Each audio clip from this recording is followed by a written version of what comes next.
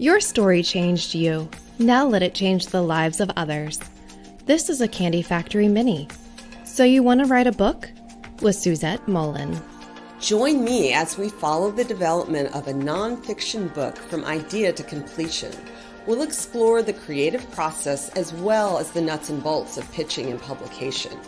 Get a behind-the-scenes look of my book coaching process, as well as clear takeaways and nuggets of wisdom. Let me walk alongside you as you learn to tell your story. Hello, I'm Suzette Mullen, book coach, nonfiction writer, and your host. Welcome to this episode of So You Want to Write a Book. My goal is to break down the challenging process of finding and getting clear on your story, and so that you can finally take action on the book that's been rattling around your head or tugging at your heart. And even if you never plan on writing a book, my hope is that the tips and stories I share each week will help you become a better literary citizen and a more effective writer in your personal or professional life. If you have questions, I welcome them. Go ahead and leave them in the chat, and I'll be sure to answer them next week. So for now, grab a pen and paper or have your laptop or your phone handy so you can jot down some notes. And let's get started. Last week, we talked about the long, winding road from book idea to publication. We also talked about the major decision points you need to make along the way.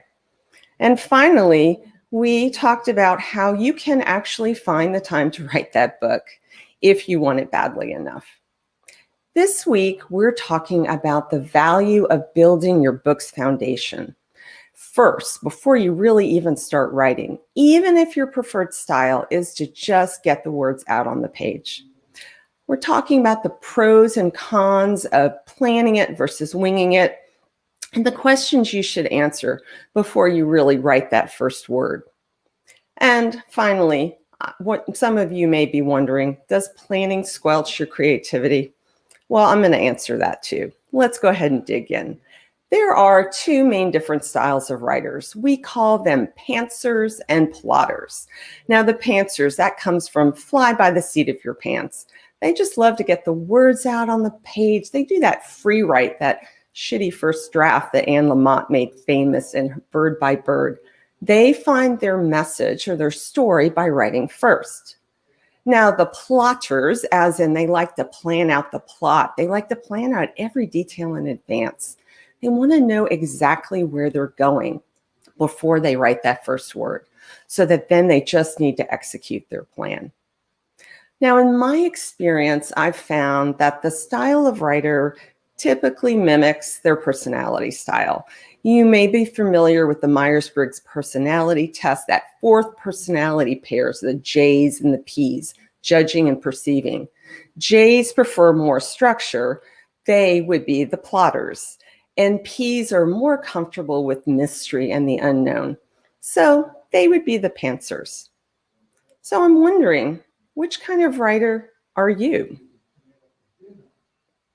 So I want to tell you a little story about NaNoWriMo, which I've mentioned in previous weeks.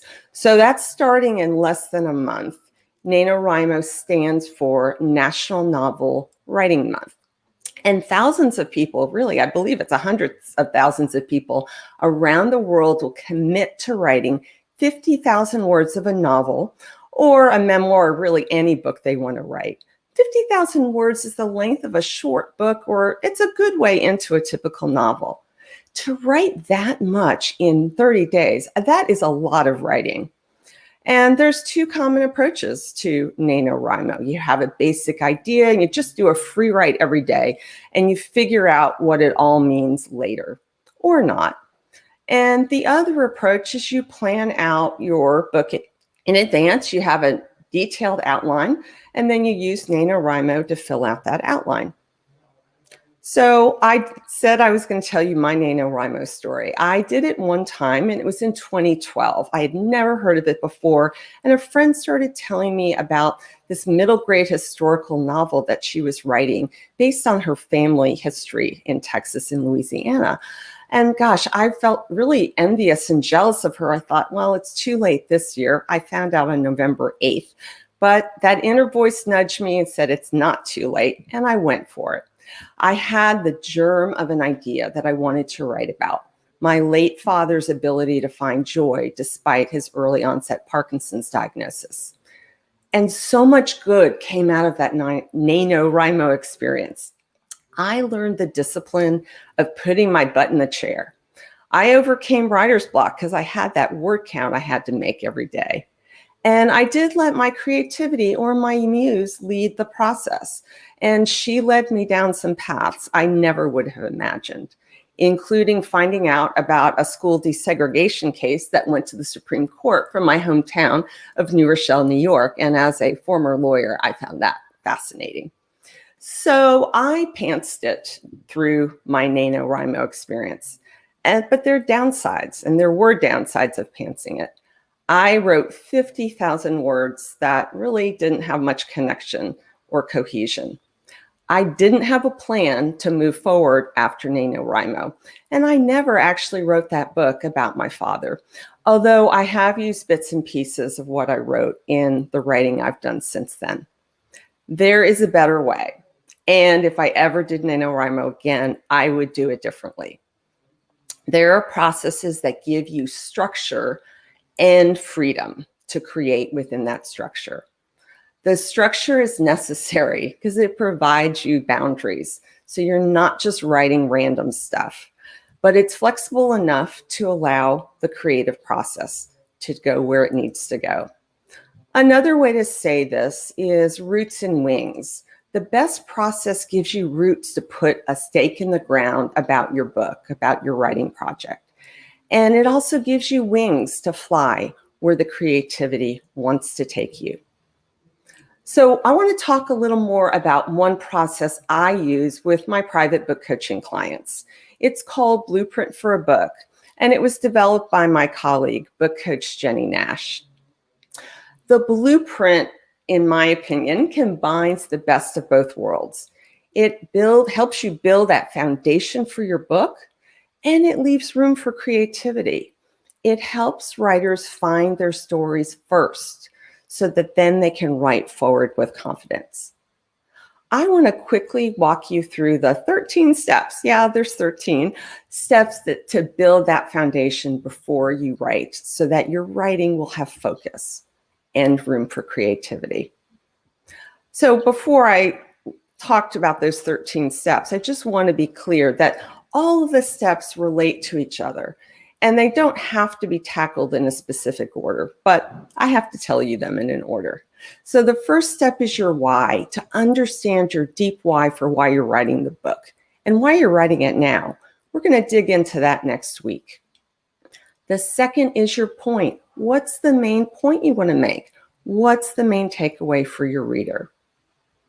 The third step is what Jenny calls the killer sentence, or you may be more familiar with calling it the elevator pitch. When people ask you what your book is about, what will you say? And believe me, they will ask you. The fourth is writing your jacket copy. That's the blurb that you find on the inside of the book jacket in a hardback book or in the back cover of a paperback. And doing this exercise now, before you actually start writing, it helps you imagine your book in the world the way a reader would see it. The fifth step is coming up with some ideas for your title, because that really does help you focus your book, even if you change your title a million times, like I have. The sixth step is getting clear on your structure.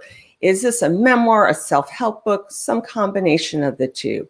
Because that will make a big difference for a lot of the other decisions you make. The seventh step are different questions you need to answer depending on your structure. The eighth step is outlining your book, so you do have a big picture roadmap when you're ready to start. The 9th step is creating a chapter template, which is important for self-help books because you don't have to reinvent the wheel every time you start writing a chapter. The 10th step is talking about and getting clear on your ideal reader. Not all the people who will read your book, but thinking about the main person you want to be writing toward as you write. What does that ideal reader need to hear from you? What does she need to know? The 11th step is reaching that reader. That's the author platform that we talked about a couple of weeks ago. You need to start thinking about how you're going to reach that reader even before you start writing. And we're getting there. The 12th step are writing those opening pages or opening scene so you know where your story is going to start. And the 13th and final step is writing those closing pages, your closing scene, so you know where your story is going to end. When you know the beginning and the ending, it's a whole lot easier to write what comes in between. Now, in the next few weeks, we're going to be digging into these steps in a lot more detail. And I have some great special guests that are going to be on the show as well. So I just want to step back for a moment and clarify. These are not 13 things that you just check off a list. These are 13 steps that'll help you get clear on what you're writing. And if you do this foundational work, your writing will go much faster once you start. You'll be much more efficient. If you take the time up front to do this kind of work, it will save you time later. Now, is this the only way to do it? No, absolutely not. Some writers do fine pantsing it all the way.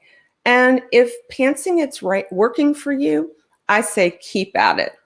But for most writers, planning does work. And in my opinion, it doesn't squelch creativity. As I said before, it gives you the structure, the container to express your creativity. So we talked about, we're talking about planning versus winging it, just getting those words down on the page. Now, it's not always a bad thing, even if you're not a pantser, to get those words down on the page. Sometimes you need to do free writing just to get those juices flowing. We call that priming the pump. That's priming the pump for your creativity. Some of you may be familiar with Julia Cameron's book, The Artist's Way, and she has these famous morning pages that you just do some free writing first thing in the morning. That's great, but just be aware that what you're doing is priming the pump, and instead of writing with intention, and there's time for both of those. The other extreme, of course, is over-planning, not allowing yourself to detour from your outline. You do need to let your writing go where it wants to go on those detours. Sometimes the real story can be found in the detour. That was certainly the case for me as I was writing my memoir. It was true in both my writing and in my life, and I'll be sharing more about that in future weeks. So the key takeaways I'd like to leave you with today are: there is a middle ground between two extremes, writing by the seat of your pants and planning that leaves no space for the creative process. Building a foundation for your book first does take time, but it will save you lots of time, energy, probably money too, and certainly heartache in the future. And even if you have a plan, don't be afraid to take a detour with your writing and let the genie out of the bottle. I just want to remind you that every week I send out a short newsletter with stories for book lovers and tips to help writers get their work done.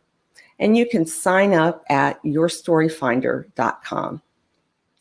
Next week, we're going to be digging into step 1 of the blueprint, getting clear on your deep why. It's understanding your deep motivation for writing your book. That can help move you from fuzzy idea to clarity. And it can keep you going when the going gets tough. And it often does when you're writing a book. I have a special guest next week. It's Jose Johnson. He's an author and a mindfulness and mindset coach. And he's also the host of another Candy Factory Collective mini show, Mastering the Mindful Mindset, which is on Mondays at 10 a.m. So I look forward to seeing you next week when I'm got Jose as my guest, and I invite you to share the mini show link with your friends.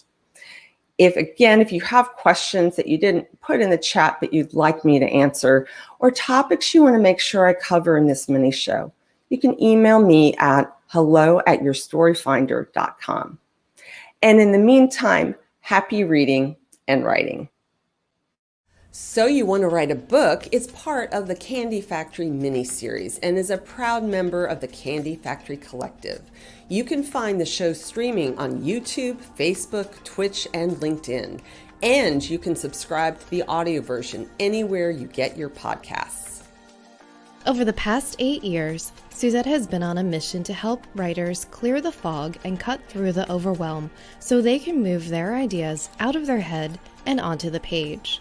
Her later in life coming out journey and her professional experience as an author accelerator certified book coach and Dare to Lead trained professional, as well as her time at Harvard Law School, Wellesley College, and Columbia Theological Seminary, have given her a unique perspective, as well as many of her own stories to tell.